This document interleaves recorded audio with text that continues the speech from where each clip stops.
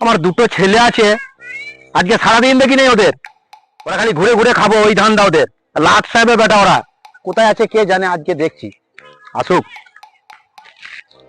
আজ দেখছি ওদের। ভাই চ, আজকে বাবার যা সম্পত্তি আছে দু ভাই মিলে সব বুঝে নেবো, ঠিক আছে? চ চ। বাবা, তোমার যে সম্পত্তি আছে আমার দুই ভাই নাম ভাগ করে দাও। হ্যাঁ, ভাগ করে দাও তো। কি বললে? বলছি তোমার যে সম্পত্তি আছে আমার দু ভাই নাম ভাগ করে দাও সমান ভাগে। ভাগ করে দাও। হ্যাঁ, এটাই আমি বসে বসে এতক্ষণ ভাবছিলাম। হ্যাঁ হ্যাঁ। বাহ, ভাগ করে দাও। আমাদের একটা মোটরসাইকেল আছে না, হ্যাঁ, ওই মোটরসাইকেলটা মুজবি তুই, তুই তেল ভরে আনবি, ঠিক আছে। আর আমি চালিয়ে বেড়াবো। ঠিক আছে ঠিক আছে ঠিক আছে, তাই হবে, যত ঠিক আছে। দুটো গাই গরু আছে, হুম তুই চড়িয়ে আনবি, হুম, তুই যুদ্ধ হবি, আর আমি খাবো আর বসে থাকবো। হুম, এটাও ঠিক আছে। 4 বিঘে জমি আছে, হ্যাঁ, তুই চাষ করবি, হ্যাঁ, তুই ফসল কাটবি, হ্যাঁ। আর সব ধান বিক্রি করে আমি টাকা ফুটবো।